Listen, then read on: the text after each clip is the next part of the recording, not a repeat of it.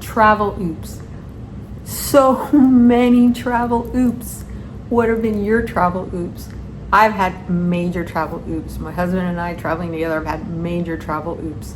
But then not as major. They could have been, but there have been some doozies. And there have been some, wait a minute, we just shouldn't have done this. So I'm going to share some of these with you. I share them with you so that hopefully you don't do this, or I can save you from some of these travel mistakes. I'm sure we'll all make our own. I'm sure this isn't the last. I'm sure this isn't the last of our travel mistakes, but we have gotten pretty good at fine-tuning travel and all the things that go with it. Do you have any more to add to this? I would totally love to hear that. Help me out. Miss G, Live and Share. It's about living, and then it's about sharing, and it's about helping each other out so that maybe we end up with no more travel oops. Or is that even possible? So what do you need when you travel? You need a plan where you're going to go. You need the moolah, pack. You need to make sure that things in your household or work, or you have the time off. You basically have to have all your ducks in order, or try very hard to get them in order. I find it very stressful at the very beginning of a trip.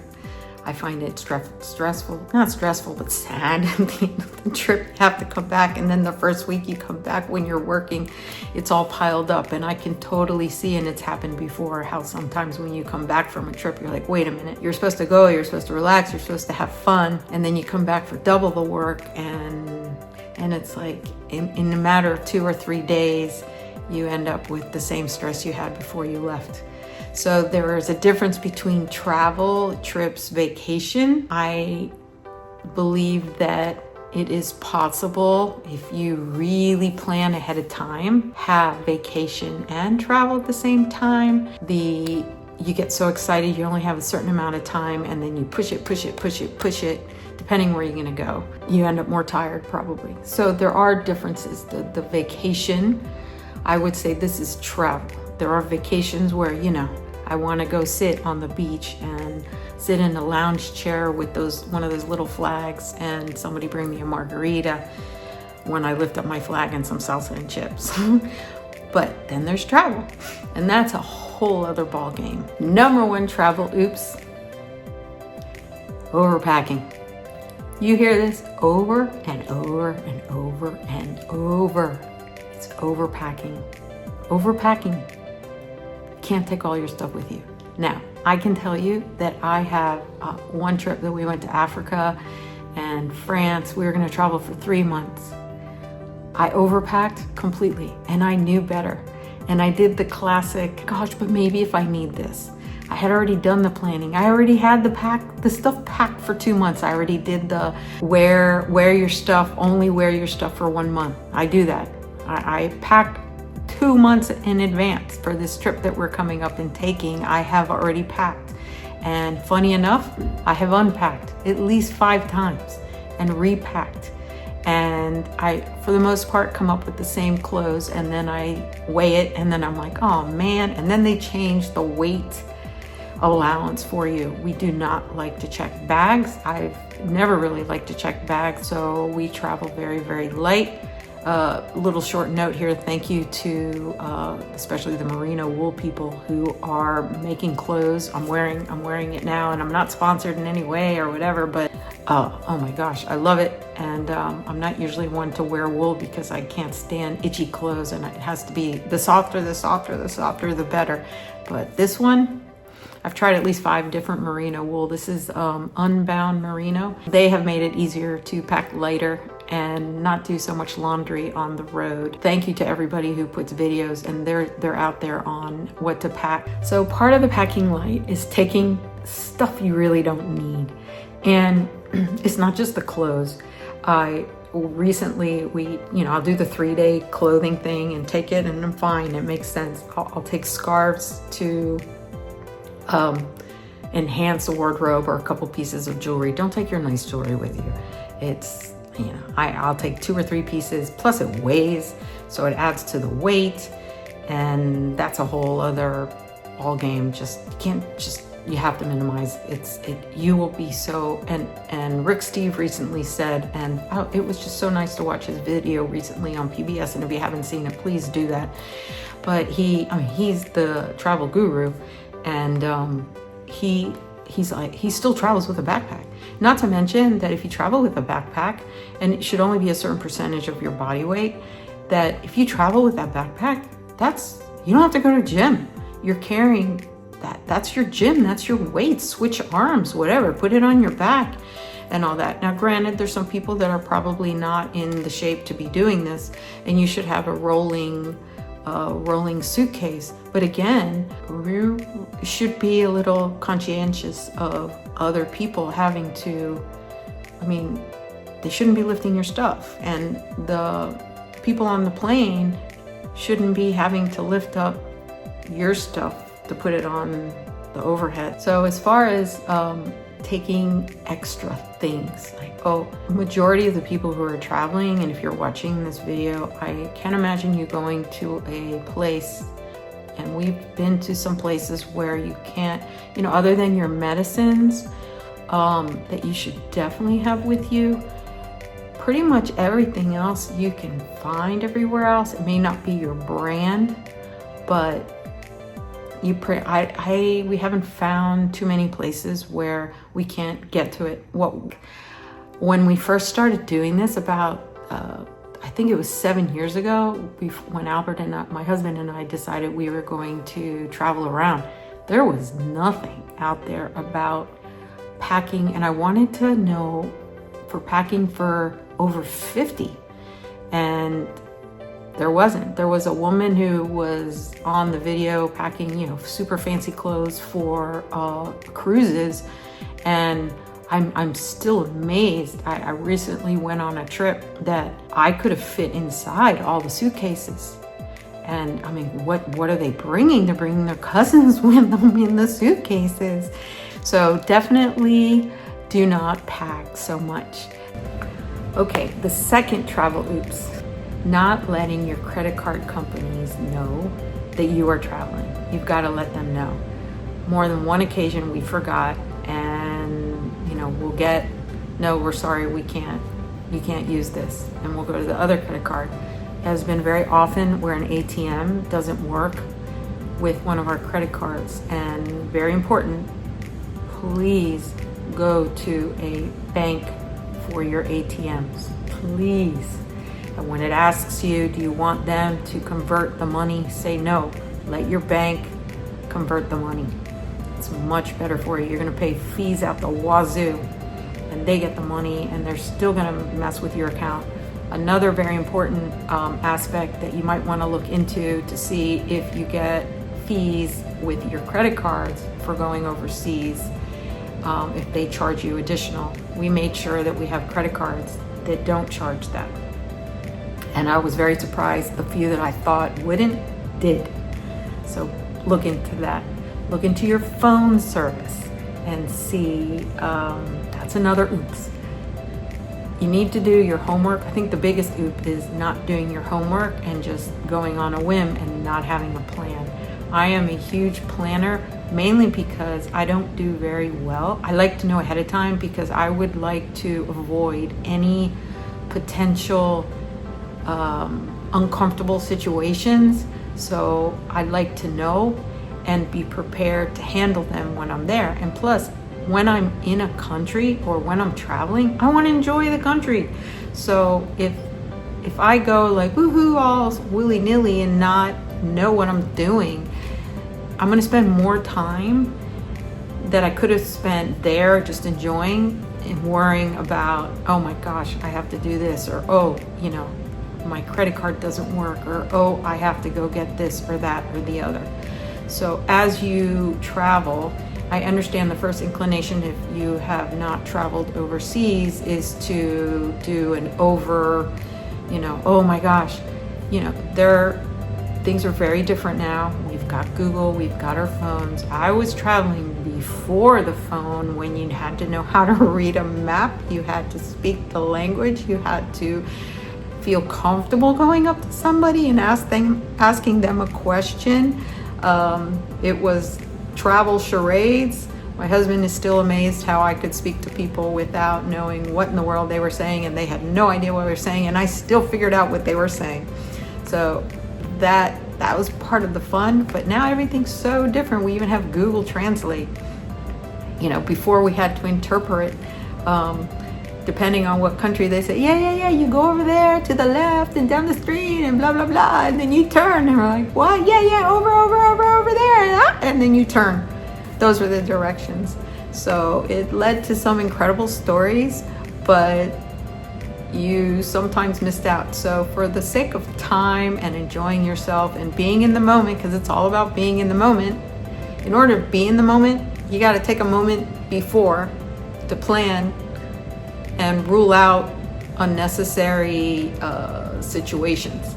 You can't plan for everything, but if you do enough of your homework to look at the place and see what you could do, and that's part of the excitement of planning for a trip. Another travel oops. Imagine you save all this money, you go to, let's say, Florence. What do you do in Florence? You go see the David, you go to the Uffizi, you go to the Duomo. You get there and you can't get in. Why? Because you didn't get the tickets ahead of time. Nowadays, you have to get tickets sometimes a month, 2 months in advance, especially if you're going in the summer, which, a little side note, oh my gosh, if you can manage not going in the summer to Europe, don't go to Europe in the summer. And if you absolutely have to, because I understand, because that was the only time we could go, kids are off, I'm off, that was the only vacation, go at odd hours. Look at the holidays. There's nothing worse. It's sad that you save all this money, you go on this trip. Some people, it's the only time they're going on this trip, and you get to a place and you forgot to get all your tickets. And you're gonna waste hours in line. Pay for the skip the line and make sure it's legit, because there's some that are legit and some make sure that it's legit, that it's gonna happen, confirm. Some reason, mishaps happen. Planning is key. That is a major travel oops, that you don't do all the research, and it is extremely important. And I want you to have an amazing time, because there are a lot of amazing places out there, and I have done the travel oops of not planning ahead and thinking, not here, nobody's going to want to go there. And then what? Get your tickets ahead of time so you don't have to wait in line. And if you see something that you want is different or new, or get it, let's say you're in Uzbekistan, or let's say you're in Turkey, or let's say you're in Morocco or Japan or Cambodia, to look at the items that they're known for. Cambodia is known for pepper. Hungary is known for paprika. You go to Zanzibar, I really recommend Zanzibar. You go to Zanzibar, they're known for they're the spice island. So these countries are known for certain items, and they have artisans there. Be supportive of the crafts and the craftsmen, and don't go overboard. I totally went overboard, and that was a travel oops that I spent so much money. I mean, I'm a sucker for all that. A travel oops is to not get the things, and a travel oops is to buy too many things so that you don't have enough money to keep traveling. So, but definitely support the artisans out there, and they keep that culture alive just as much as the tour guides and the architecture and the foods. I think it's just as important. One of the major travel oops I would consider as a major travel oops is not talking to the locals. There's a lot of travel information that is out there for you to do it yourself with a little guidance once you get to whatever city, and I do recommend that. And now there's Google, so you can Google and it tells you. Now there's AI, so all the information is there.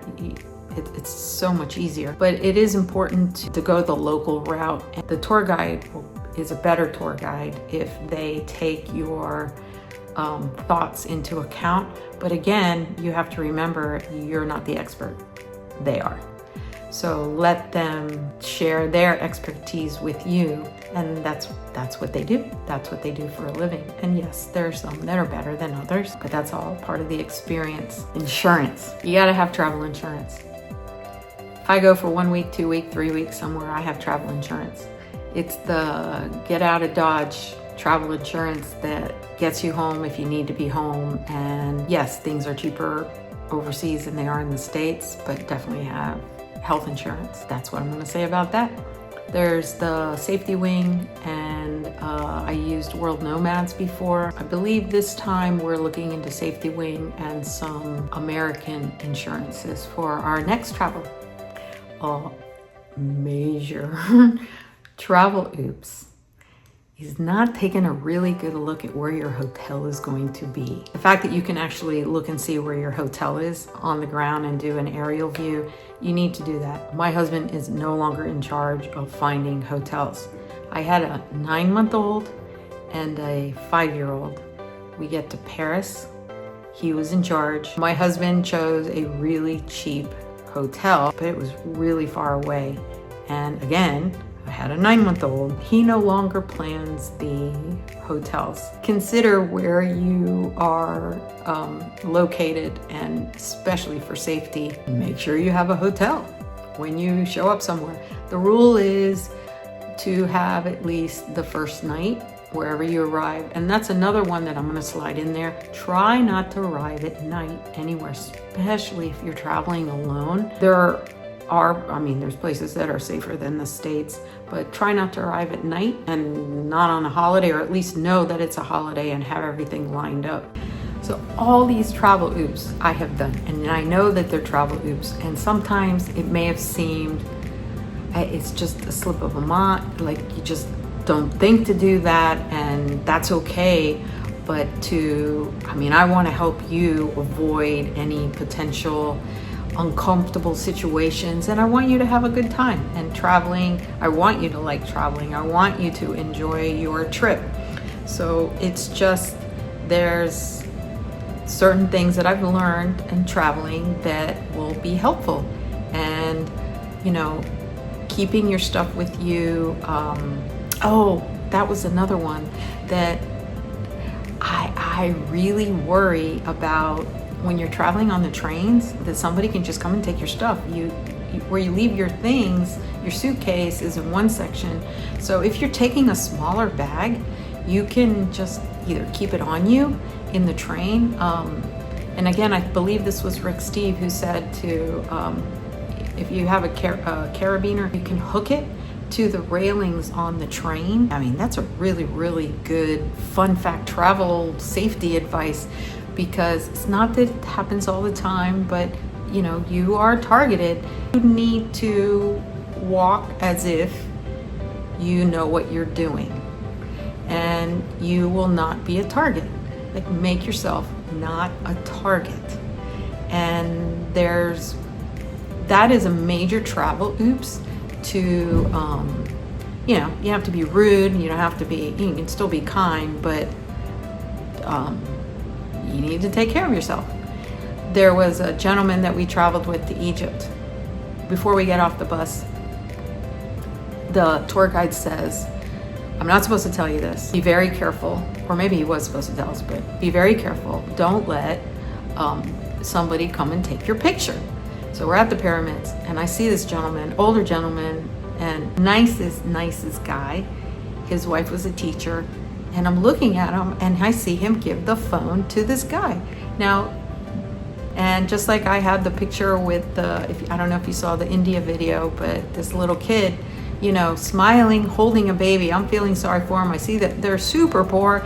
And within the second of me smiling, and I'm like, can I take his picture? I asked his mom, can I take your picture? Can I take a picture with him? And she lets me take the picture, and then money.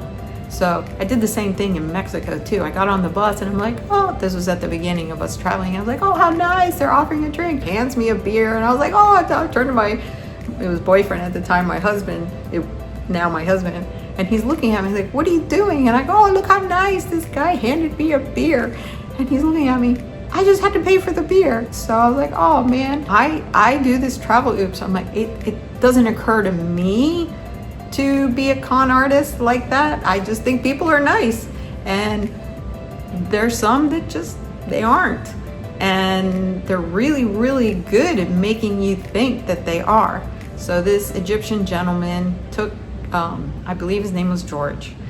And if he is watching or his wife is watching, another wonderful couple, and you know, they made this trip to Egypt. But George he was super trusting, and you know, he gave him the phone, and then the guy wouldn't give him back the phone. So of course, you know, he didn't ask me, and I jump in because I had just retired from teaching, so I still had my teacher mode in of protecting all my elderly kids, and I took it upon myself, and of course that comes from being the oldest also. So I went into protective mode, and I was like, give him back his phone, and like, oh my gosh. And the wife is like, please give him the phone, and they want the money to give back. That's his phone that he took.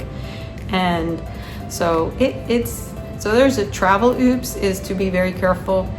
There are videos of travel scams that are out there, and there's a gentleman who I like watching his videos very much. The title of his channel is Project Untethered. He's great. He's really good, and I recommend that if you're ready to travel anytime soon, that you watch some of his videos. All right, so a little recap of the travel oops. Packing, overpacking, biggie.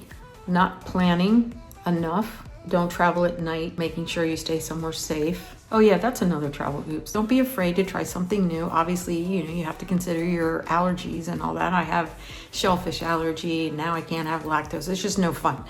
But having the food is part of the experience, and plan for that, at least one meal out. Again, another recap is be careful of the scams.